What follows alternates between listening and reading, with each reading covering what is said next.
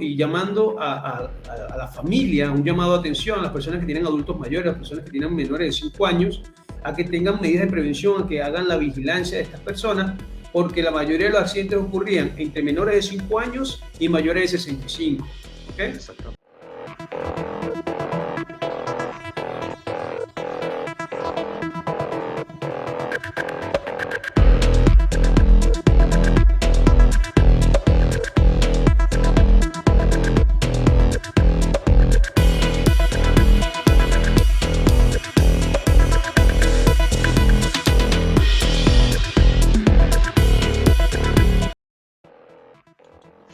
Hola, hola, muy buenas noches, mi querida gente. Buenas tardes, buenos días, a donde nos encontremos. Si lo llegan a ver diferido, si lo están viendo ahorita, por supuesto, estamos en vivo. Son exactamente las 9:02 de la noche. Y estamos, por supuesto, aquí en la Academia de los 100 días de 100 Day Academy por Facebook. Por supuesto, en este horario estelar para ustedes a las 9 de la noche, todos los martes, hora Colombia, Ecuador, Perú, Estados Unidos. Hoy martes 7 de febrero de este 2023, bueno, en este programa número 36, el debate de las 9, por supuesto con este servidor, Andy Eric. Hoy tenemos un programa súper buenísimo, de verdad que sí, estábamos por transmitir un programa de este tipo y bueno, se dio, gracias a Dios. Año nuevo, programas nuevos. Tenemos un tema titulado Seguridad y Prevención en el Hogar. Y por supuesto, para poder hablar de esto, vamos a hablar con una persona especialista en esta parte de lo que es seguridad y prevención. Y bueno, por supuesto, hay prevención en el hogar, en la oficina, en la industria, en el comercio, en la calle, en todos lados. Pero hoy vamos a hablar del hogar. Tenemos un invitado especial, venezolano, Oscar Cabello. Oscar tiene 17 años de experiencia como enfermero, especialista en el área crítica, sala de operaciones y terapia intensiva. Paramédico, rescatista con experiencia en unidades de rescate, trabajó en Venezuela en protección civil y actualmente se encuentra en Lima, Perú, y está como en la parte de rescate surco. Tiene un diplomado de seguridad industrial y salud ocupacional. Bueno, sin más preámbulo, tenemos por acá a Oscar. Bienvenido, Oscar, buenas noches. Hola, buenas noches, ¿qué tal? ¿Cómo estás? Gracias por la oportunidad, amigo Henry. También gracias a todas las personas que están en esta oportunidad conectados en estos temas tan interesantes que muchas personas no le prestan atención porque solamente actúan cuando ocurre el evento, más no le interesa. Ahí donde vienen los corre-corre, ¿no? Y por eso el tema muy acertado es seguridad y prevención en el hogar. O sea, sencillamente comentábamos días atrás que yo he tenido pocos accidentes, ¿no? Pero la mayoría de mis accidentes han sido en la casa. Parece mentira. Tuve 2 accidentes bastante fuertes y gracias a Dios que tuve la oportunidad de estar en defensa civil, tuve el grupo de rescate, Orión, por cierto. Sabía de ciertas manipulaciones, ¿no? Ciertas cuestiones, como quien dice, de la parte preventiva o la parte de actuar, porque es en el momento, ¿no?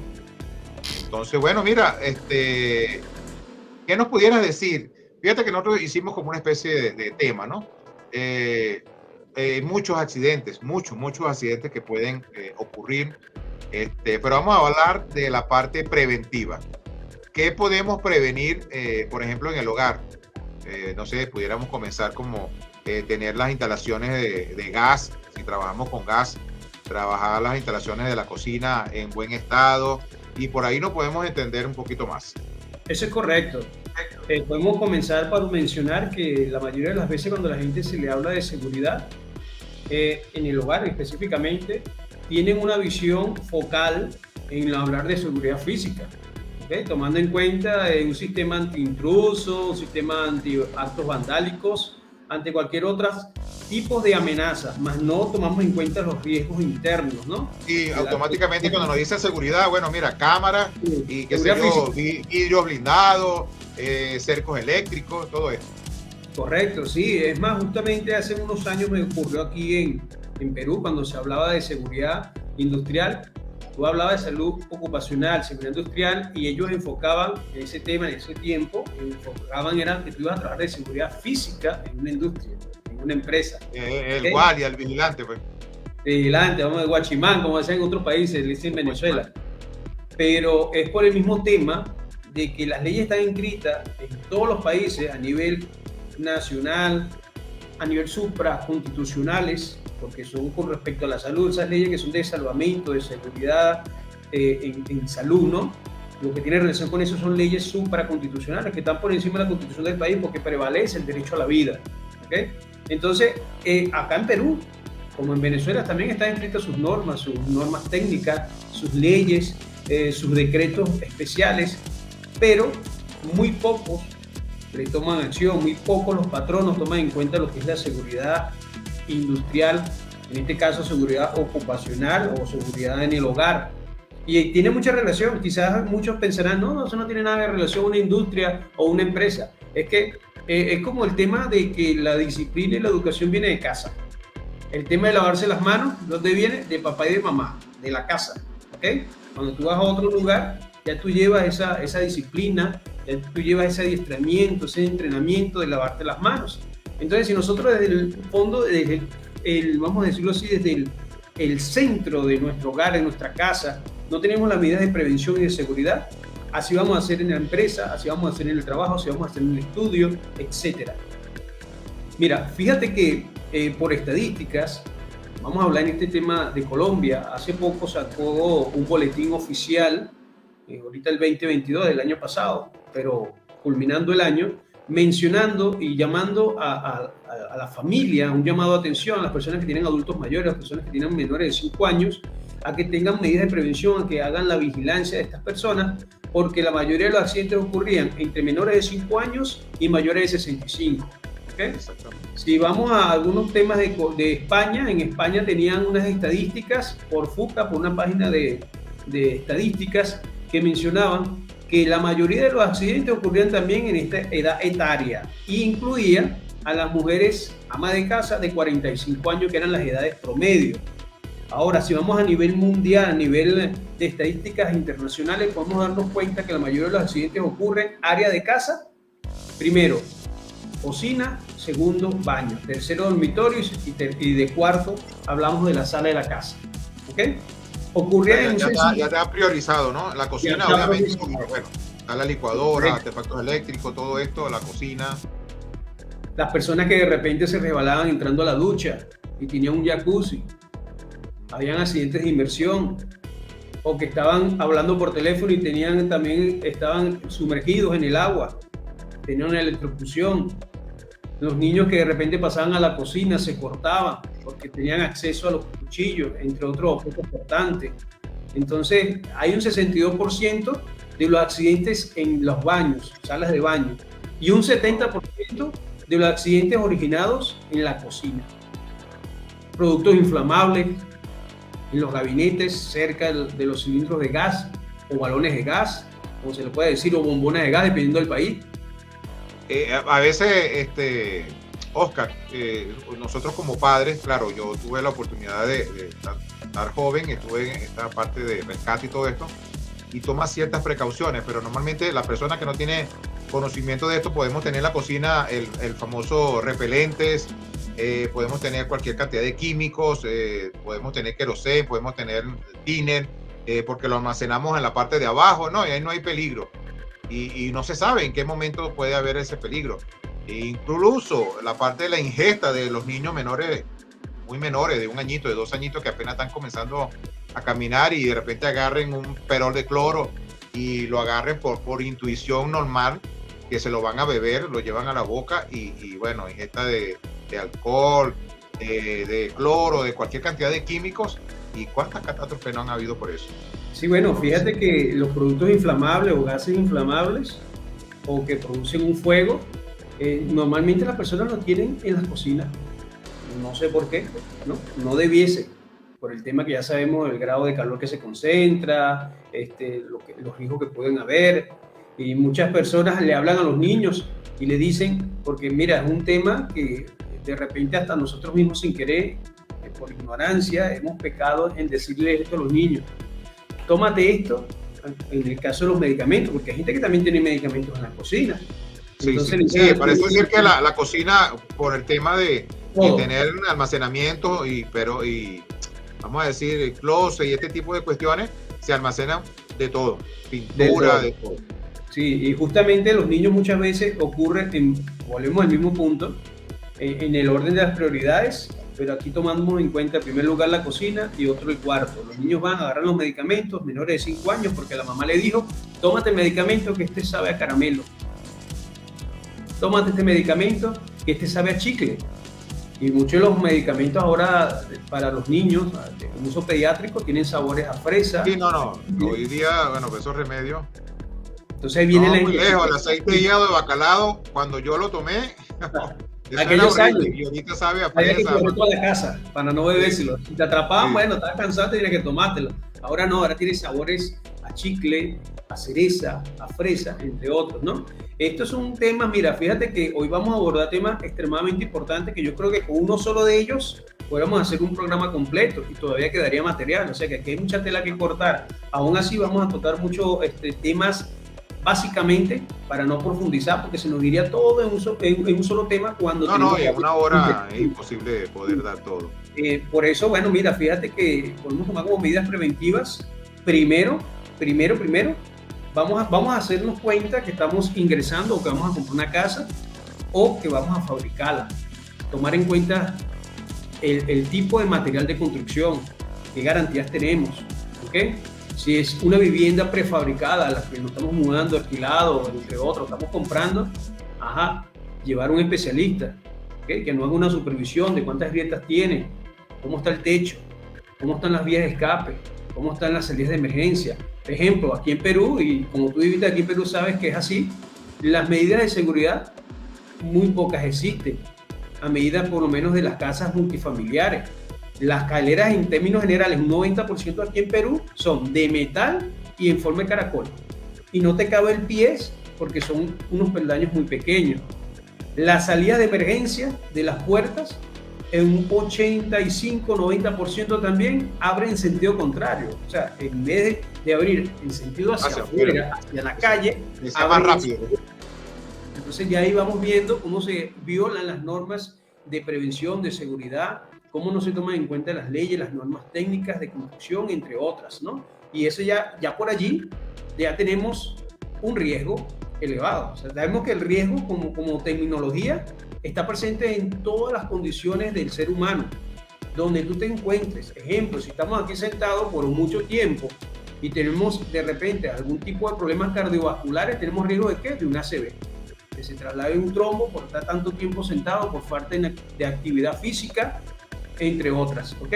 Si estamos mucho tiempo... Imagínate, si eso le sumamos, Oscar, si eso le sumamos que de repente yo pese 180 kilos, 200 kilos, y entonces la puerta de emergencia a lo mejor es muy angosta para que quepa una camilla. Y aparte de ello, la cantidad de personas... Imagínate tú trasladar en camilla por una escalera de emergencia tipo caracol, o sea...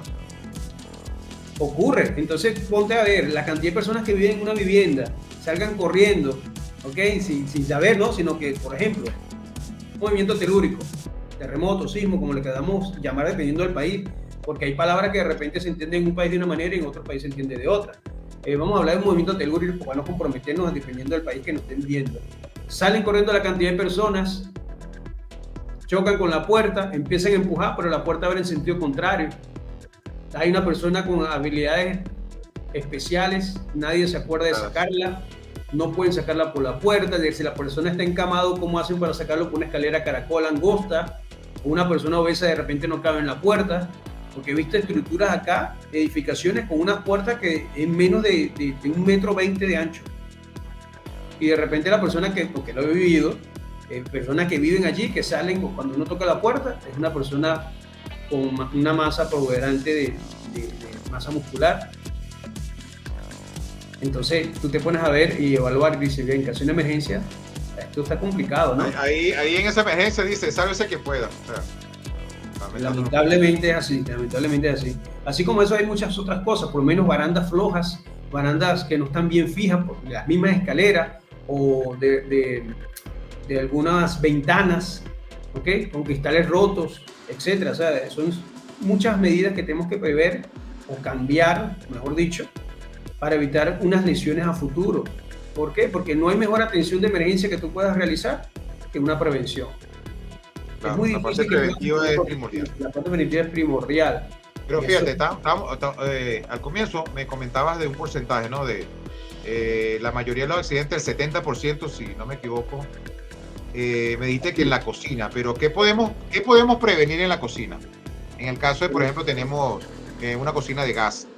bueno, fíjate que acá es importante que cada vez que compremos ese balón de gas o esa bombona, tengamos una certificación de distribuidor serio, un distribuidor que sea responsable, que nos dé garantía por ese balón de gas, donde sabemos que no va a tener aballaduras, no va a tener golpes, no va a tener pinturas como para colocarlo que está con un regulador operativo que realmente no está operativo, que tengas una etiqueta que te identifique el proveedor, un número telefónico en caso de emergencia y que tú puedas contar con ese proveedor en caso que tenga una falla con ese balón, con ese cilindro, ¿ok? O con el regulador. Las mangueras Bueno, también. más allá de eso, Oscar, vamos a suponer que todo viene de la calle bien, certificado, todo eso. Por ejemplo, la compañía no se va a hacer responsable de una fuga interna. Si la cocina es relativamente vieja, más de 10, 20 años y se ha oxidado, de repente por mal uso de la cocina se ha botado alimento allí y se obstruyen ciertas tuberías, todo esto. Entonces, yo considero que lo más recomendable para decirle a todos nuestros seguidores es que se tiene que hacer una revisión de la cocina, ¿no? Mira, es que hay tantas cosas que, vuelvo y repito, todo viene de casa. Claro. También existe una norma, existe unas técnicas de prevención a nivel industrial ocupacional y se llama orden y limpieza. Esas son aplicadas también en el hogar, son aplicadas en el lugar de trabajo. Si nosotros no tenemos un orden, una limpieza en nuestra cocina, ¿ok? Aceite de origen o combustible de origen vegetal o de origen animal, regado en las hornillas, entre otras cosas, eso produce un fuego, ¿ok? Ahora, tan sencillo que un sartén se prenda en candela. tan sencillo como eso, tan sencillo como eso. Y aún así, si tenemos un buen regulador, fíjate que acá hubo una campaña en Perú de cambiar los reguladores de perilla, ¿te acuerdas? De unos de perilla roja, que tú subías y bajabas, o sea, abrías y cerrabas, y en el medio lo dejabas neutro, ¿ok? Entonces ahora se están cambiando por los reguladores premium, que tienen un sistema de seguridad diferente. Entonces es importante, ¿no? Porque si de repente la cocina no está en buenas condiciones, pero tienes una buena manguera, tienes un balón de gas operativo con garantía y tienes un buen regulador, disminuyes allí ese riesgo, porque el riesgo nunca lo vamos a eliminar, nunca lo vamos a eliminar en ningún lugar y en ningún país. Lo que nosotros podemos eliminar es el peligro, ¿ok? Pero no el riesgo. El riesgo se mantiene siempre latente. Lo que hacemos es disminuir tomando las medidas de seguridad y las medidas preventivas. Ahora bien, y eso tan básico, Oscar, eso tan básico como yo te lo dije ahorita, que se prenda un sartén. La gente, lo primero que se le ocurre es, bueno, fuego se apaga con agua. Bueno, a ese punto iba casualmente. Excelente, muy bien. Esa es una buena pregunta, porque la mayoría de la gente, hasta en restaurantes muy lujosos, donde hay chefs profesionales, corren muchas veces, porque yo he atendido emergencias aquí en Perú trabajando en la Brigada de Rescate Surco, en la Municipalidad de Surco. Fuimos como en 2 oportunidades a 2 restaurantes donde trataron de apagar un fuego de sartén o de aceite o de origen vegetal o animal, que es combustible porque el aceite se enciende con agua. Pero el agua es un conductor por sus iones, conductor de energía, conductor de fuego. Y entonces lo que hacían era desplazar, porque el agua y el aceite no se mezclan. Y entonces se desplazaba ese fuego alrededor de la cocina. Claro, cuando le echas el agua, automáticamente el fuego se va para otro lado. Entonces, la medida correcta, ¿ok? Para evitar que eso se vuelva un incendio, tenemos que el fuego, bueno, es una reacción química que ocurre allí, ¿no? Que desprende luz y desprende llama, calor. Ahora, el fuego sería el incendio, perdón, sería ese fuego descontrolado en el cual tú no tienes la capacidad, sino los organismos profesionales de bomberos, entre otros, que puedan atacar ese fuego. Hasta cierto punto, porque hay ciertos lugares que el incendio ya pasó los límites del personal bomberil y lamentablemente lo que queda es aislar el combustible, la cantidad de combustible, para que se consuma lo que ya se está encendido y no ataque a esos lugares.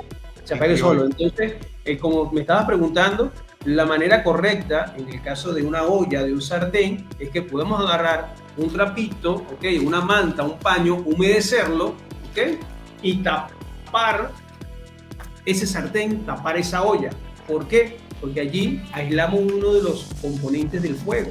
No se produce un fuego si no hay unos componentes que ahorita te voy a comentar cuáles son. Entonces, si no tenemos un trapito, si no tenemos una manta que podemos humedecer para sofocar ese fuego, podemos taparla con su debida tapa o con una tapa más grande. Lo importante es que podamos aislar es uno de esos componentes. Quitarle el oxígeno, que es lo que le alimenta, ¿no? Correcto, justamente eso, ¿no? En el pasado se hablaba del triángulo de fuego.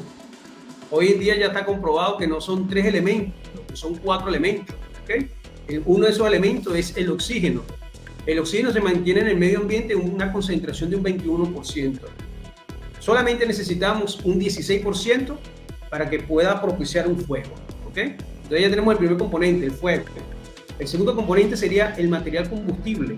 Material combustible puede ser gaseoso, líquido, hay muchos orígenes. Eso puede ser una madera, puede ser una gasolina, el aceite, en el caso que estamos hablando de cocina, entre otros, ¿ok? Que puede encender un fuego. Aparte de ello, tenemos esa chispa, esa llama de calor, que es lo que nos enciende esos componentes. Pero faltaría un cuarto componente, que es el que está evidenciado ya últimamente por la NFPA, que es la Asociación en Estados Unidos de Protección contra Incendio, contra Fuego, y ella dirige a nivel mundial todas esas directrices, qué hacer, cuáles son los tipos de fuego, cómo atacarlos, entre otros, ¿no? Entonces, la famosa reacción química en cadena. ¿Qué es la reacción química en cadena? Es ese componente que hace que esos elementos que ya hablamos anteriormente, que son 3, estén en un nivel acorde, estén acondicionados en lugar adecuado para que se pueda mantener y prevalecer en el tiempo. Quiere decir que si nosotros tenemos un componente de eso, uno más que el otro o menos uno que el otro, no se produce un fuego. Pero si tenemos ese estado cómodo, en una reacción química, un lugar propicio para que ocurra el fuego, ahí lo vamos a tener, se va a producir. Entonces, ¿cómo extinguirlo? De esa manera. Hay otra forma, dependiendo del tipo de fuego, el lugar, el combustible que se esté consumiendo en ese momento, es aislar el oxígeno, como acabas de mencionar, o por enfriamiento, en este caso agua, pero no todos los fuegos se combaten con agua. Okay, no porque el bombero tiene una cinterna con agua y le echa agua, que un cortocircuito y viene y le echa un tubo de agua. Le echa una cantidad de agua y bueno, pierde la casa, pierde todo elemento, todo aquello. ¿Okay? Entonces, aparte de ello, agua por enfriamiento, aislar el material que se está consumiendo, como te lo comenté inicialmente, aislar el oxígeno, ¿ok? Por sofocación. Entonces son elementos que existen para que nosotros podamos atacar a un fuego. Claro, porque eso que tú estás diciendo, aislar, agarrar el mango de sartén en este caso y llevarlo para el patio, llevarlo para otro sitio donde pueda sencillamente estar fuera de peligro. Pues. Bueno, fíjate que esa parte sería un poquito más osada, un poquito más riesgosa, porque sería más prudente y más seguro que puedas atacarlo por sofocación. Claro, porque de repente te estás llevando el fuego de ahí para otro lado. Sí, porque es que justamente cuando te puedes llevar el fuego, te puedes quemar, porque se puede desplazar el líquido que tengas allí. Si es un aceite, te puedes quemar la mano, entre otros, ¿no? Eso sí lo podemos hacer si la persona tiene entrenamiento, pero en el caso de una fuga de gas, ¿ok? En el caso de una fuga de gas, si la persona tiene el entrenamiento, sabe qué hacer, cómo utilizar esa varilla, ese manómetro para cerrar la llave y ventilar el lugar, puede cerrarlo, sacar el balón o el cilindro o la bombona de gas, colocarle un espacio abierto para que bote todo ese líquido, todo ese gas que está allí, ¿ok? Está soplando el viento, el oxígeno que está allí, es un ambiente abierto. Viste que ahí no es propicio para que ocurra un fuego, a menos que alguien cerca esté fumando, prende un mechero, un yesquero, que eso sería otra cosa, ¿no? Porque ya está propiciando el fuego. Pero allí sí sería recomendable. Pero si la persona no tiene entrenamiento, se le recomienda abandone la estructura con su familia. ¿Listo? Tampoco vamos a decirle que, mira, acérquese si no sabes, hay una perillita, esa misma es, la otra no. A inventar en esos momentos no se puede. Experimenta tampoco. Por eso sí, yo creo que a todas las parejas y a todos los padres, antes de en ese curso prematrimonial que se le dicen muchas cosas religiosas y todo este tipo de cuestiones, debería de haber un curso de auxilios médicos, porque es que hace falta. Capacitación, seguridad en el hogar, qué hacer en esta situación, qué hacer ante un incendio, qué hacer ante un desalojo. qué hacer ante una herida, ante una intoxicación, un desvanecimiento, una convulsión, ¿sí? Tienes toda la razón. Mira, fíjate cómo hace falta la capacitación, lo que se llama cultura preventiva a nivel mundial. Cultura preventiva, eso es algo sumamente importante. Hay escuelas, hay colegios. Bueno, fíjate, en Venezuela tenemos la ley, acá en Perú tenemos la ley también, ¿okay? Que es crear brigadas juveniles, crear brigadas a nivel de instituciones educativas, a nivel básico de preescolar como a nivel de educación avanzada superior. Y pregúntame cuántas instituciones de educación tienen una brigada de emergencia compuesta con profesores, con alumnos. Muy pocas, para no decir ninguna, ¿no? Muy poca. Fíjate que en este caso, en 6 años que ya estoy cumpliendo acá en Perú, he propuesto en la institución donde estudian mis hijos ayudar a crear las brigadas de emergencia, dar las capacitaciones de manera voluntaria, a honores, por colaborar, por ayudar. Y ya han pasado como 5 directores entre directores y directoras, y ninguno le ha llamado la atención, ninguno le ha preocupado ni le interesa eso. ¿Qué te parece? Estamos en un país, o sea, nosotros en Perú somos un país con mucho movimiento telúrico, sísmico. No solamente Perú, también tenemos... Que a la hora de una emergencia, lo que decíamos inicialmente, a la hora de una emergencia salí corriendo y sálvese quien pueda. Y no hay un orden, no hay un plan, porque yo me acuerdo estando allá que hubo un simulacro de terremoto, entonces, o de movimiento telúrico, entonces uno iba a los sitios rayado amarillo, ¿no? O blanco, no me acuerdo de qué color era, entonces que era algo seguro. En caso de tsunami también, por supuesto, entonces uno corría y buscaba, como que dice, la zona segura. Pero sí hace falta eso que tú estás diciendo, la parte de los colegios.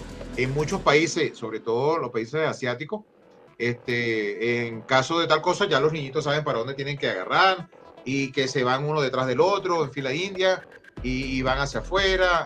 Hay las famosas salidas de emergencia y todo esto. Y las leyes están escritas, existen normas técnicas, existen leyes, decretos supremos, pero pareciera que no existiera una supervisión que se encargue de que las personas o los patronos o las comunidades a nivel de hogares, vamos a decirlo así, o sea, las comunidades, los barrios, tengan que hacer su brigada, tengan que hacer simulacro, tengan que capacitarse, tengan que saber qué hacer ante una situación de emergencia. Imagínate, disminuiríamos la cantidad de víctimas. Cantidad de víctimas, por supuesto. Mira, si tú te pones a ver, tú haces un simulacro con adultos, tú haces un simulacro a nivel de una comunidad de desalojo, haces un simulacro de desalojo, de evacuación, como dicen aquí en Perú, en una empresa. El bochinche, el relajo, la risa, como decimos en Venezuela, la mamadera de gallo es insoportable, pero tú haz una actividad de esta con niños entre 3 a 10 años. Tú le hablas de la seriedad del asunto y los niños salen con una seriedad, con una responsabilidad, con su manito en la cabeza y cumplen cabalmente las indicaciones. Sí, pero bueno, en este caso, Oscar, lamentándonos mucho, tenemos que cambiar nosotros, cada quien. Entonces, cada padre de familia, cada familia debe tomar esto en serio y tomar esa parte preventiva, esa parte de seguridad. Por supuesto, resguardar los cuchillos, hablando de la parte de la cocina, los cuchillos y todos los vamos a decir, los objetos punzopenetrantes, cortantes, en una sola área donde se supone que no debe tener acceso los niños. Correcto. La parte eléctrica, no tener, por ejemplo, una licuadora cerca de donde vas a fregar, porque algún contacto allí tiene que haber. Entonces, hay ciertas medidas que tenemos que tomar iniciativa nosotros mismos antes de que de repente por echarle la culpa al gobierno, al Estado, al alcalde, al gobernador, a X. Entonces, es cuestión de, mira, educar y crear conciencia. Recuerdo el profesor, ¿ok? Recuerda, que decía, ¿cómo vas a crear conciencia en una población, en una persona, en una comunidad, si esa persona no sabe de qué le vas a crear conciencia si no tiene la educación primero? Entonces la cultura de educación, la cultura preventiva, las capacitaciones, es sumamente importante, porque de verdad, ¿cómo tú le vas a decir a una persona que no haga algo que no sabe qué es lo que no va a hacer? ¿O Ahí qué está el va a punto. pasar si lo hace? Ok, exacto. Entonces allí está la cosa, ¿no? Igualmente, el tema de que las personas, no sé si has visto, que en hogares hay familias que agarran las bolsas plásticas después que compran y las meten detrás de la nevera justamente en la parrilla. Sí, sí, he visto. Riesgo Cuando eléctrico. esa parrilla, por ejemplo, estamos hablando Se de este caso de calienta, las neveras viejas, eso se calienta. se calienta, correcto. Hay personas que agarraban, lavaban, metían la ropa a secar detrás de la nevera porque la Yo nevera la saqué parrilla. bastantes pantalones del liceo, de la escuela, ahí detrás de la nevera, Claro. tranquilamente. Entonces, fíjate, ponen bolsas plásticas y la bolsa plástica produce, al calentarse se derrite y eso es propicio. O sea, Tú sabes que ahorita que estamos hablando de la parte preventiva y de seguridad en el hogar, me alarmó y me sorprendió muchísimo cómo esta parte, que hoy lo vivimos, en los años de nosotros no había esa parte, de estos cochinitos, estos conectores de celulares que se quedan en el enchufe y uno sencillamente lo despega y sale corriendo de la casa y resulta ser que esos cochinitos o esos enchufes de celulares siguen transmitiendo o siguen produciendo o hay consumo de energía y muchos de ellos se pueden recalentar, se pueden dañar y oye, unas explosiones, bueno, bárbaras. ¿Y cuántas casas no se han quemado por esto? sí, mi hermano, porque justamente fíjate que o dejas el cochinito, ok, lo que llamamos la cajita, el taquito allí, el cuadradito, conectado solo o lo dejas por el cable también, pero no conectado a un teléfono, ¿no? Que dejarlo también el Sí, teléfono. tenemos esa idea de que si no está enchufado el celular, no está consumiendo. No hay peligro, sí, no hay peligro. O sea, eso es lo que se cree. Pero hay un tema, ¿no? Porque por lo menos aquí en Perú trabajamos con corriente eléctrica, con flujo eléctrico de 210, en Venezuela 110. Aún así, cuando pasa por ese regulador, ese es un transformador, pasa a watts. Entonces, cuando pasa a esa energía, llega un momento que la resistencia no da más de tanto estar conectado. Se derrite y empieza el fuego. ¿Ok? Sí, un Entonces, cortocircuito, porque obviamente los cables se unen y bueno, ahí la explosión. ahí la persona. Entonces, mira, cultura, prevención, o sea, no hay otra manera de decirlo sino eso, ¿no? Porque nosotros podemos aquí hablar toda la noche, podemos hablar todo el día, pero es personas que de repente le entra la información por acá y le sale por allá. Fíjate Sí, que tú inicialmente hablabas de que cuando vamos a comprar una casa o vamos a vivir alquilado, como sea, obviamente ese va a ser nuestro hogar, pero en la parte eléctrica, ¿no? El tener bien distribuido lo que es la parte eléctrica, las brequeras, lo que llaman la brequera, bueno, la brequera de los enchufes, la brequera de los tomacorrientes, la brequera de los bombillos, la brequera de la parte de atrás. O sea, si se puede tener todo eso bien organizado y bien estructurado, planificado, por así decirlo, sería bueno. Yo recuerdo que cuando íbamos a salir de la casa, de repente de viaje o algún sitio lejano, yo bajaba los breques de los enchufes, por si acaso, ¿no? Vamos a bajar los breques de los enchufes. Le tenía un solo, tenía un breque directo para lo que es la nevera, ¿verdad? Y tenía un breque directo para un toma corriente que era donde se usaba la plancha, ¿verdad? Que era la que, como quien dice, que es lo que jala más la parte de corriente o de repente la lavadora. O sea, tener todo bien organizado de tal manera que tú puedas bajar los breques de tal manera, ¿verdad? Y si lo tienes bajito, que a la hora de cualquier cosa, ¡plac!, se dispare. Claro, obviamente cuando vamos a vivir en un sitio alquilado, no podemos mandar a hacer la instalación nueva y todo este tipo de cuestiones, pero tratar en lo máximo posible de que la casa que vayamos a alquilar tenga este tipo de sistema de brequera, ¿no? Sí, es bien complicado y bien difícil ese tema, por lo menos en el caso de nosotros que somos inmigrantes y llegamos y la mayoría de las estructuras están en esas condiciones. No son, elementos en el cual están construidos no son los adecuados. Esta mañana vi un reportaje, estaba viendo el tema del terremoto de Turquía, ¿no? La cantidad de muertes y la estructura. Horrible. Y en el programa que estaba viendo esta mañana mencionaba que el ambiente, el terreno, las edificaciones de Turquía es igual al de Perú porque es un desierto. Entonces las estructuras están construidas en el desierto de Lima.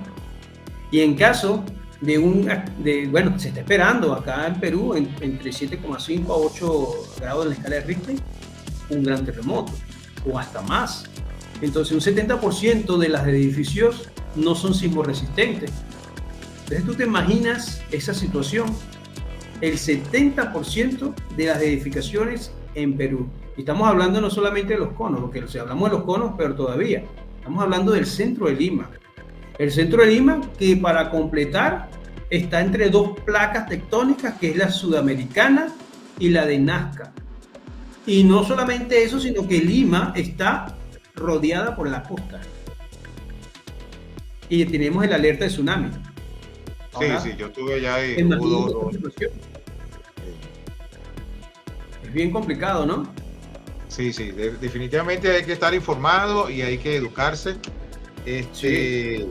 Ahora, ¿qué nos recomienda? Estamos hablando de la parte de seguridad, la parte preventiva, pero vamos al extremo. Vamos al extremo de qué es recomendable cuando un niño o una persona mayor o cualquiera, incluso nosotros, porque como yo te dije, yo también tuve accidentes en mi propia casa. ¿Qué podemos hacer en caso de una caída, de una fractura? ¿Qué es lo que más se recomienda? En caso de una cortada, ¿qué podemos recomendarle a nuestros seguidores como para la parte preventiva? Pues, o bueno, ya como que dice, ya no sería preventivo, ya sería ya actuar en el hecho. Sí, bueno, pero no está de más, porque aunque suene un poquito trillado, la prevención es lo que nos va a evitar este tipo de situaciones. Mira, eso depende al conocimiento que tenga la persona en cómo atender, porque cada país tiene sus normativas, cada país tiene sus normas tanto técnicas como reglamentos, dependiendo del continente, si es el continente europeo, si es el continente americano, tienen unos protocolos diferentes de primer auxilio. Hay que tomar y resaltar y tomar en cuenta eso muy importante, porque de repente podemos indicar unas recomendaciones que en el país no se esté usando. O sea, que no hay de repente una regla universal, por ejemplo, en el caso de una fractura. Bueno, inmovilizarlo y esperar, o sea, eso. Mira, se puede de recomendar algo que no es. Sí se pueden dar recomendaciones básicas, solamente básicas. Claro. Aún así, no está de más que yo mencionara esta situación, este tema, porque ocurre acá que por lo menos nosotros en Venezuela, a pesar que, fíjate, en Sudamérica manejamos los protocolos de la American Heart, ¿okay? La Asociación Nacional de Corazón en Estados Unidos, de la Cruz Roja Americana, ¿okay? Ellos sueltan, hacen llegar los protocolos a toda América, pero hay un tema importante, que en Venezuela trabajamos diferente a Perú.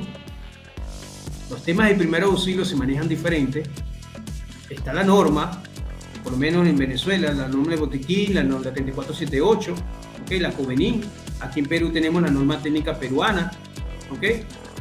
La 2783. Fíjate algo. Mira este botiquín de primer auxilio aquí en Perú. ¿Okay? Este es un botiquín de primer auxilio aquí en Perú. Estos son los botiquines que están certificados, que dieron las mochilas de emergencia, porque se están haciendo simulacros constantes, y por lo que te acabo de comentar, pues. Mira lo que tiene este botiquín.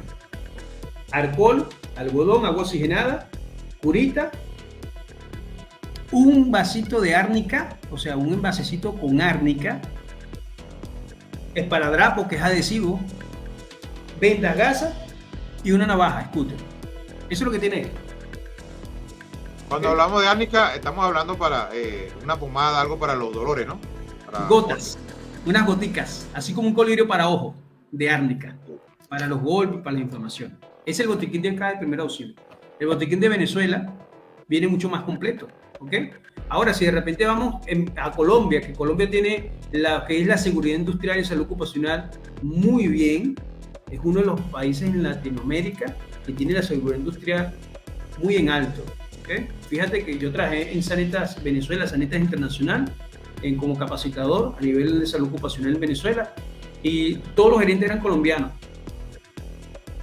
O sea, ellos tienen la seguridad muy bien. Un buen estandarte y bien adelantado en esto. Bien alto. Entonces, lo que te puedo comentar, ¿okay? Para no generar controversia y generar algún tipo de problema entre países, o como trabajan aquí, como trabajan allá, es que ante una caída es ver qué tipo de lesión te produjo esa caída, porque muchas veces las caídas en el hogar o las caídas de un niño o en un parque, tú ves que se cae, se raspó, se sacudió y siguió jugando, que aquí no ha pasado nada. Sí, Entonces, es evaluar qué nos trajo esa caída, qué tipo de lesión nos trajo esa caída. Dependiendo del tipo de lesión, allí donde nosotros vamos a reaccionar. Ejemplo, esa caída me trajo un trauma, un edema, una inflamación. ¿Ok? Entonces, es una rodilla.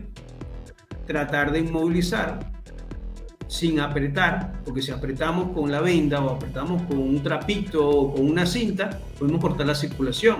Entonces, tratar de inmovilizar. Construir la circulación normal. Correcto. Si hay inestabilidad en la articulación, si hay dolor, si no se puede mover, si hay deformidad, fija, coloca hielo y levanta el extremo. Claro, lo primero que uno hace cuando el muchacho de uno, el hijo o cualquier familiar pequeño, vamos a decirlo así, menor de edad, que pasa algo, lo primero es agarrarlo corriendo y llevarlo por el médico. Eso es lo primero que uno hace. Sí, ocurre bastante, ¿no? Pero lo más adecuado es hacerlo de esta forma, ¿no?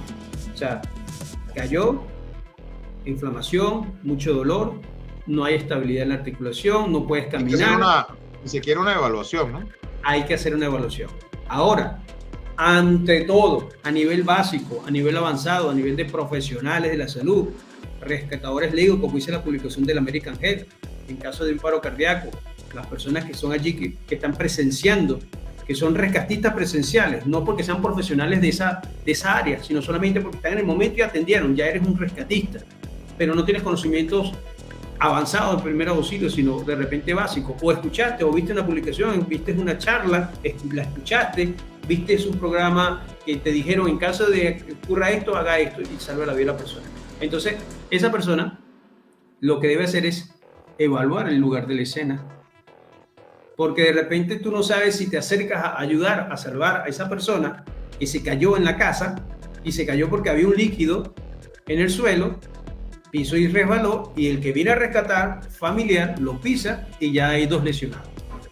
¿No? Entonces, la ley universal dice en los protocolos de emergencia médica básicos y avanzados que tienes que evaluar el lugar del evento, el lugar donde está el accidentado, la víctima o el enfermo. Si tú evalúas y ves que puedes atender, atiende. Si sabes qué hacer, si no sabes claro, qué debería, de repente uno por esa misma vocación de servicio, de ayuda, pero debería de tener cierto conocimiento en algo, como tú dices, puede haber leído, haber visto en una película, haber escuchado que dijeron en una oportunidad tal cosa, esto y lo otro, porque por ejemplo en el caso de los electrocutados, que cuando está un electrocutado de repente vas y lo vas a tocar y te quedas ahí tú también y todo lo demás, pues entonces si no tienes ese previo conocimiento se puede agravar más la situación. Eso es correcto, sí o sí. Entonces, como decíamos en Venezuela, el rescatista es rescatado. Entonces no es la idea, tenía 2 víctimas, ¿no? Entonces, eso es el deber ser, evaluar. Puedes atender, atiende. No sabes atender, llama, pide ayuda, solicita ayuda a los números telefónicos de emergencia de tu país. Los números telefónicos, en este caso de bomberos, Cruz Roja, un sistema de ambulancia de la municipalidad o de la alcaldía o del distrito, el SAM. Sí, bueno, ya el número universal, que incluso los celulares lo tienen, el 911, que prácticamente es algo así ya universal para llamar. Sí, 911, dependiendo del país, 106, 116, o sea, dependiendo, ¿no?, del organismo, ¿no? Ahora que tocas el tema de la electrocución, es un tema también importante, ocurre. Llega el niño, mete los dedos en el enchufe, o el adulto sin saber, colocó un radio allí, el cable está en mal estado, con los pobres y el cablecito afuera, lo toca sin querer, se electrocutó. Una electrocución. Entonces, ¿qué hacer en ese caso? Lo primero, lógicamente, vuelvo y repito, evaluar la escena. Antes de acercarse a la víctima y tocarla, desconectar la fuente de energía. Sí o sí. Entonces, volvemos al principio de toda la capacitación, de todo lo que estamos conversando, del debate, ¿no? Saber dónde vas a vivir, cuáles son las condiciones, cuáles son las fortalezas, las debilidades. ¿Dónde puedo bajar los breques? ¿Dónde puedo bajar la cuchilla? No tienes breques, tienes reguladores del voltaje, no tienes reguladores del voltaje. ¿Dónde están accesibles, no están accesibles? Para poder desconectar la fuente de energía para atender a la víctima. ¿Okay? Llamar a un número telefónico de emergencia. ¿Okay? El atenderlo pudieses atenderlo, pero ya vienen maniobras avanzadas allí. Sí. Por lo más básico puede ocurrir, por lo más básico, que dependiendo al tipo de corriente del flujo eléctrico, puedas tener que entre la electricidad, en este caso principalmente por los dedos de la mano, si lo tocó, o por el pie, con la extremidad del cuerpo que haya tocado, la electricidad entre y salga por otra parte, haga una herida y salga la electricidad, ¿ok? Que se recomienda, ¿no? Que hace tierra, ¿no? Como que dice. Que salga barato, porque por otras situaciones ha ocurrido que por lo menos la electricidad 110, ese voltaje de 110, causa arritmia cardíaca y un paro cardíaco inmediato. Allí los primeros auxilios son RCP, compresiones torácicas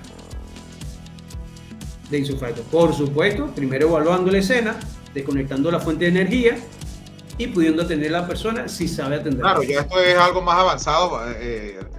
Tratar con RCP, reanimación cardiopulmonar, tiene que obviamente tener conocimiento de todo esto.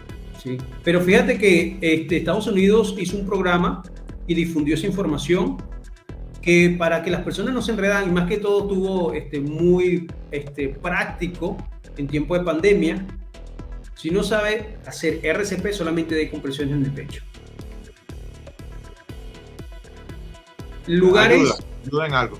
Ayuda en algo. Si no puede dar ventilaciones, para no dar ventilación boca a boca, o boca, nariz, si es un pediátrico, boca, nariz del paciente, boca del paciente. ¿Por qué? Porque la cara es más pequeña y abarcas todo ese espacio, toda esa zona.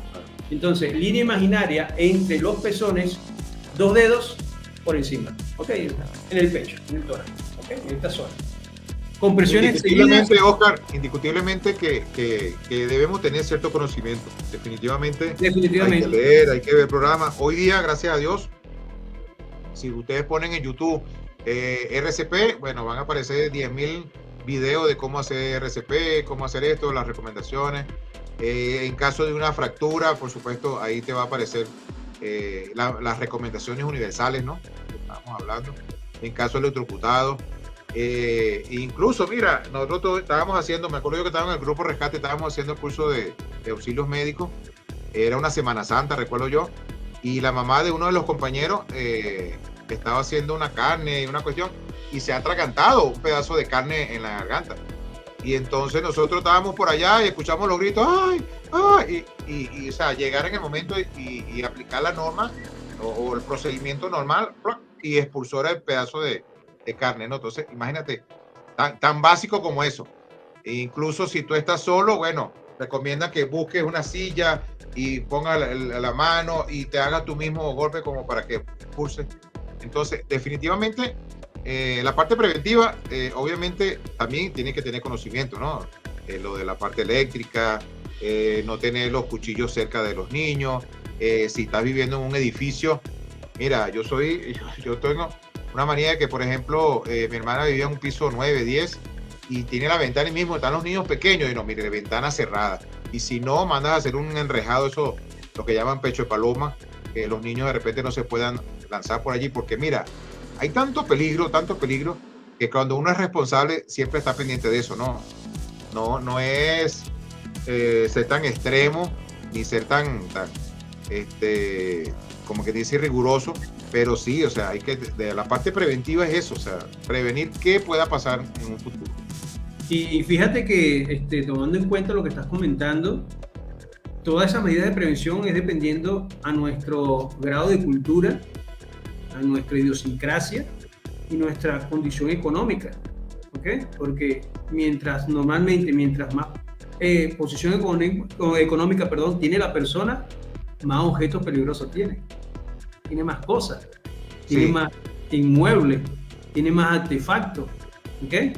Entonces... Imagínate un niño que de repente la mayoría de nosotros no teníamos una cochera o un taller donde tenemos el carro y tenemos a qué época realmente. Imagínate un niño que entra a ese mundo, bueno, que hay martillos, que hay sierras, que hay taladros, que hay cualquier cantidad de cosas. Wow, eso es un enjambre de peligro para estos niños, pues. Y ellos se sienten que están en Disneylandia. Ahora que entonces, wow, el paraíso, o sea, imagínate tú, que pueda tener corriente 220. Sí, ahora que tengamos el tema de lo que es el atragantamiento, ¿no? Aquí tenemos un pequeño maniquí, ¿okay? Para hacer una pequeña demostración. Vamos a comenzar por el adulto. Hay dos protocolos dos protocolos que han chocado en las capacitaciones, en las participaciones cuando se dan talleres de primeros auxilios. Hay un protocolo europeo que normalmente viene de España, hay un protocolo americano que, como lo estoy mencionando, que en el cual nosotros nos regimos, que es el del American Heart, ¿okay? Por ser nuestro continente. Pero en caso de una emergencia es bueno tener conocimientos de todo un poquito, bien sea de acá, bien sea de allá. ¿Por qué? Porque tú no sabes en qué momento se te acaba la reserva de combustible, el conocimiento de este lado tienes que aplicar porque leíste, investigaste de otra fuente de energía. ¿Okay? Entonces, acá por el protocolo americano tenemos en cuenta que supongamos que esta muñequita es un adulto. ¿Okay?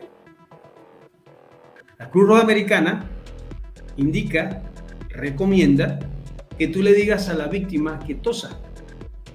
Tose, para que trate de que el objeto lo saque por sí misma. En ese tema vamos a evidenciar si la obstrucción es una obstrucción completa o parcial. ¿Cómo la identificamos? Cuando hay sonido, cuando la persona habla, cuando puede respirar un poquito, o cuando hay un silbido, hay una obstrucción de la vía aérea, pero parcial. Cuando hay una obstrucción completa, no existe absolutamente nada, ni sonido, ni movimiento, ni la persona puede hablar en absoluto, nada. Hay una obstrucción completa. Entonces, se le incita a la persona que tosa antes de tocarlo. Porque acuérdate que normalmente la persona cuando tiene una obstrucción de la vía aérea o está atragantado o está ahogado, como se dice en otras palabras, o sea, estoy utilizando términos coloquiales para que sea lo más claro posible, porque a veces muchas palabras técnicas van a enredar a la persona o al participante, más que todo si no tiene conocimiento en el área médica o de primer auxilio o del socorrismo. Entonces, le decimos a la persona que tosa, ¿por qué? Porque si vamos a invadir su espacio, la persona está agresiva. En ese momento está que no quiere que lo toque, está lanzando con la mano golpes para todos lados. Ahí no estás pensando porque está desesperado. Correcto, entonces, exacto, está en desesperación, lo que quiere que salga ese objeto y cuando se acerca siente que estás invadiendo su espacio, que lo vas a perjudicar más, porque eso es lo que piensa la persona, y si la persona no tiene conocimiento del área de salud tampoco, con mucha más razón, tampoco va a querer que lo toques, menos todavía, siente que lo vas a ahogar más, o sea, que lo vas a complicar más. Entonces, tose, no será el objeto, ¿ok? Parte de un protocolo mencionaba que es golpe en la espalda a la persona, ¿ok? Golpe en la espalda a la persona. Pero lo más recomendable, lo que se está haciendo últimamente es tose, no será el objeto, ¿quieres que te ayude? Para que ya la persona diga si quiere que lo ayude y esté predispuesta, que ya tú vas a hacer un proceso, vas a invadir su espacio, ya vas a tocarle y la persona ya se va a dejar. Porque si tú no le mencionas a la persona que la vas a tocar, entonces la persona está agresiva, no quiere que la toques. Claro. Lo que te va a decir, dame agua, dame esto, dame pan. Y eso va a completar la obstrucción de la vía aérea, va a completar su complicación. Entonces, en este caso, hacemos la famosa maniobra de Heimlich. Ese famoso médico que esa maniobra tuvo hace poco tiempo un poquito de debate porque ya cambiaron para algunas otras técnicas, ¿no? Pero aún así sigue estando vigente y se sigue usando y se sigue recomendando. ¿Qué es esa presión de esa maniobra de Heimlich? Es sencillamente, ¿ok? Que tú pongas tu mano, o sea, tu mano dominante como rescatista, como persona que va a socorrer, que va a ayudar, tu mano dominante en forma de puño alrededor del abdomen de la persona entre la división de la parte respiratoria y la parte abdominal. Allí justamente, donde llamamos la boca del estómago, como decíamos en Venezuela, ¿okay? Donde está el nivel del diafragma. ¿Okay? Acá está el apéndice sifoide, que es la parte terminal del esternón, por allí por debajo. ¿Okay? Hay otras técnicas que dicen el ombligo encima del ombligo, pero lo más recomendable es hacerlo por esta zona. Presión en forma de puño hacia adentro y hacia arriba, hacia adentro y hacia arriba, así. ¿Okay? Hasta que salga el objeto. Si ese objeto no sale, hay dos opciones: que el objeto salga expulsado o que no salga y la persona se desmaye. Si el objeto sale expulsado, la maniobra fue eficiente. Pero eso no quiere decir que de repente si el paciente se desmaya, no fue eficiente la maniobra. Quizás la obstrucción fue completa y la persona tenía bastante tiempo allí luchando para que salga ese objeto, y cuando llegaste a hacer la maniobra no era tan temprano la situación para que pueda desobstruirla. Entonces el paciente se pone de color azul, se pone de color morado, se desmaya, pierde conciencia, no pierde conocimiento. En un pasado se habla de conocimiento, pero la persona no va a perder las habilidades, el conocimiento, sus experiencias, pierde la conciencia. Entonces la persona pierde conciencia y se desconecta, ¿ok? Se desmaya. En ese caso, ¿qué hacemos? Lo que habíamos comentado hace ratico, RCP, compresiones a nivel de las tetillas, línea imaginaria, ¿ok? Línea imaginaria, 2 dedos allí, ¿ok? Con la base de la palma en las manos. Yo recomiendo que la mano dominante la coloquen de primero y la mano no dominante arriba, con la base de la palma en las manos, ¿ok? Base de la palma en las manos. ¿Cuánto tiempo voy a hacer esas compresiones? Bueno, para empezar voy a hacer esas compresiones con fuerza, a una profundidad de 5 centímetros, o sea, que es con fuerza. Si no tengo la disposición de dar ventilaciones, no es necesario que las dé. Sería lo más indicado, lo más adecuado. Como profesionales de la salud, se nos indica dar ventilaciones, pero como reanimadores legos, reanimadores circunstanciales, una persona que va a brindar primeros auxilios, que no tiene ese conocimiento avanzado, solamente compresiones en el pecho, no pare hasta que llegue el servicio de profesionales de ambulancia, bomberos, entre otros.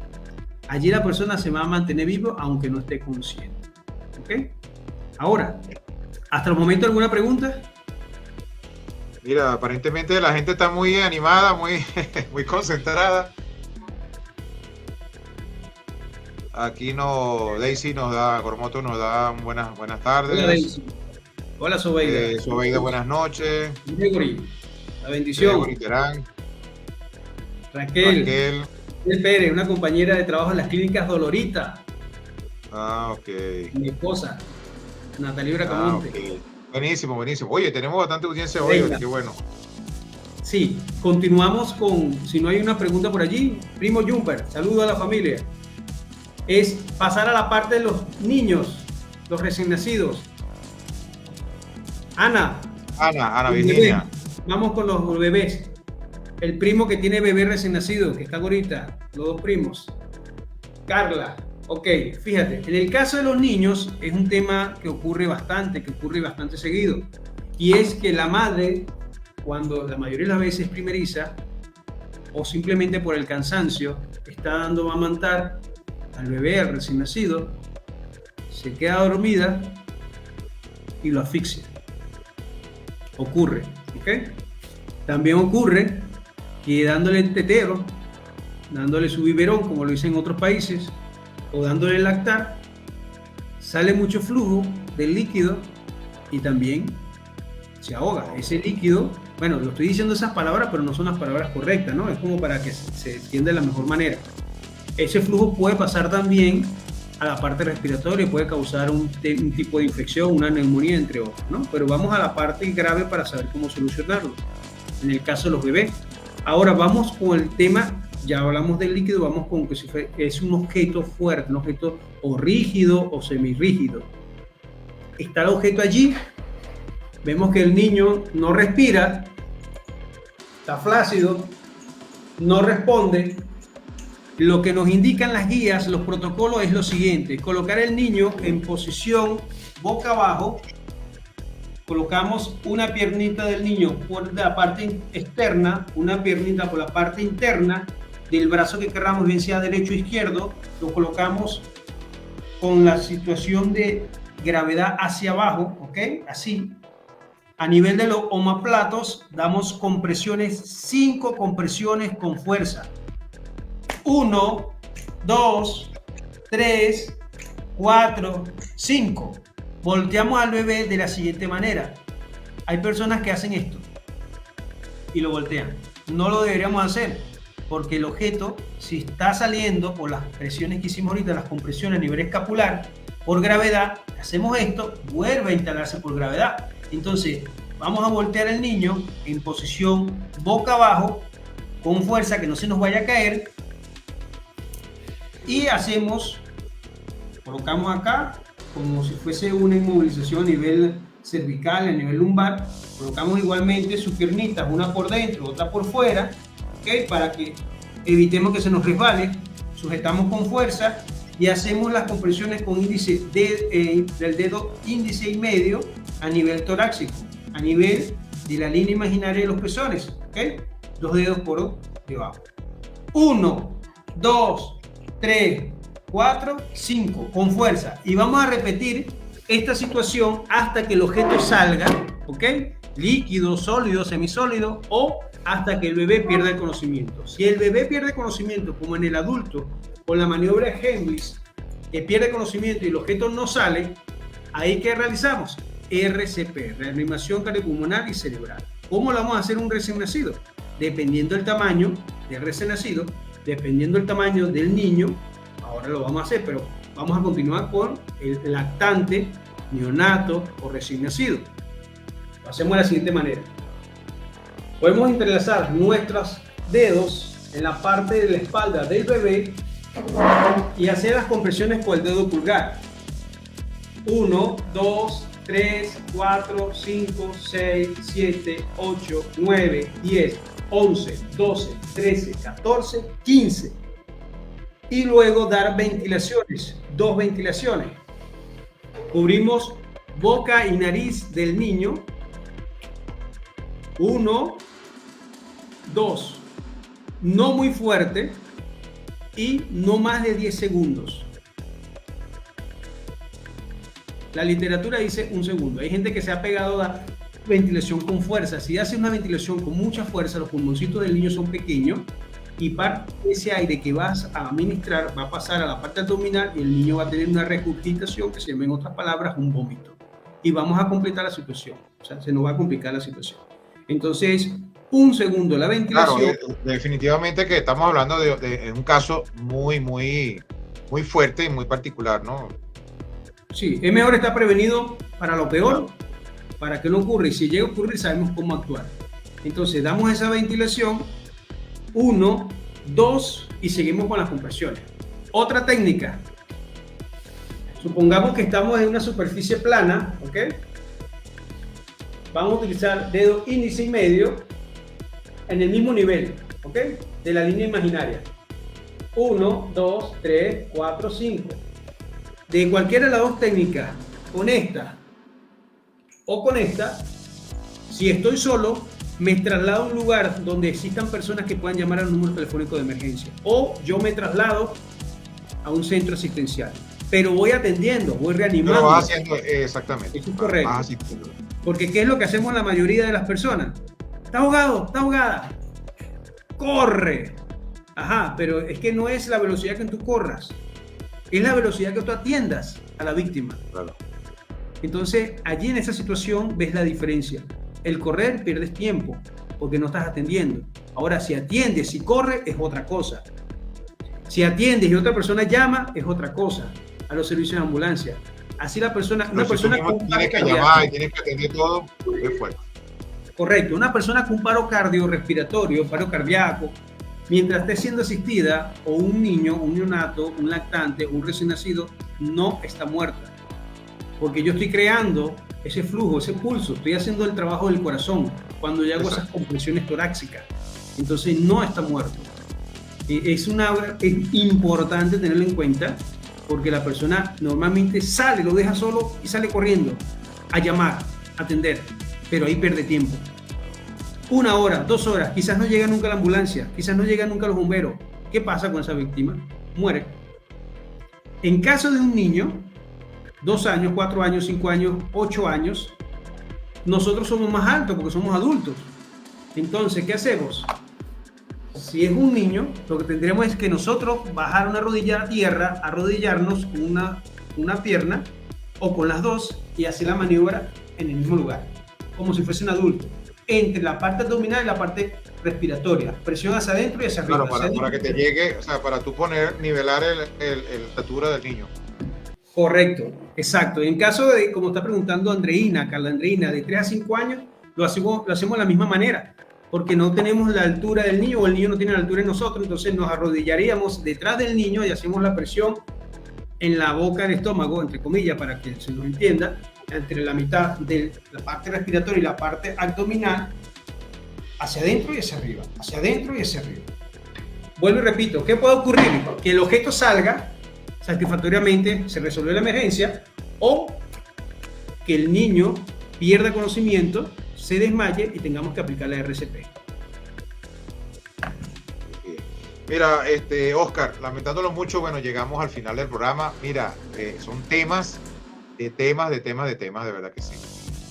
Este tema es muy amplio, por supuesto, no podemos cubrirlo así como que en una hora, pero estuvo bastante interesante. De todas maneras, por supuesto, la invitación a todos es que si necesitan la parte, vamos a decir, de entrenamiento, la parte básica, tú te encuentras, normalmente están dando cursos. De hecho, este sábado tuviste un curso en la municipalidad de Surco, ¿no?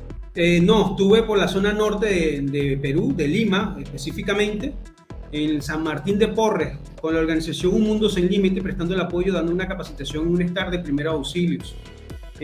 Bueno, fíjate que nos quedan muchos temas por fuera, muchos que hablar. De todas maneras, mira, así como estabas dando este taller, este curso, ahí hacemos un llamado a las instituciones educativas, la parte particular, asociaciones de vecinos, de repente en un edificio, si se quieren organizar y todo esto, pueden llamar a Cabello Oscar al contacto más 51 9957 93 205, y por supuesto que Oscar con mucho gusto va a poderles atender y poderles presentar una buena propuesta. Sí, mira, América, gracias América.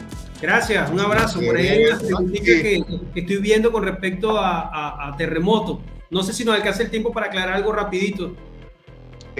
Mira, sí, claro, vamos a darle rapidito. Lo voy a hacer lo más breve posible, ¿no? El tema de la autoprotección en caso de un movimiento telúrico, un terremoto, sismo, es dependiendo de la estructura en la cual nos encontremos. Ojo, porque viví esta mañana un programa de INDECI hablando de terremotos acá en Perú y hablaban del Triángulo de la Vida. Eso fue un tema también que salió a flote y es un tema debatido a nivel internacional. ¿Qué hacer ante un terremoto? ¿Me meto debajo de la mesa? ¿Me coloco al lado de la mesa? ¿Salgo corriendo? ¿Espero? ¿No espero? O sea, importantísimo. Dependiendo de la estructura, nosotros podemos hacer el Triángulo de la Vida. ¿Qué es el Triángulo de la Vida? Es ese espacio que ocurre, ¿ok? Por lo menos, tengo la mesa. Supongamos que esta es la mesa. Supongamos que esta es la mesa. Este es el suelo. ¿Ok? Suelo. Entonces, el Triángulo de la Vida es cuando cae esa estructura de las paredes o del techo y hace este triángulo. ¿Okay? En ese triángulo, aquí la persona se puede salvar porque hace un espacio y se llama el Triángulo de la Vida entre la mesa y el objeto que caiga. Pero eso no es aplicable en todas las estructuras. Cuidado. Y dependiendo de la mesa, dependiendo de muchas cosas. Dependiendo de la fortaleza de la mesa, dependiendo de la estructura de la pared, por lo menos. Esto es concreto. Aquí el Triángulo de la Vida no me va a funcionar.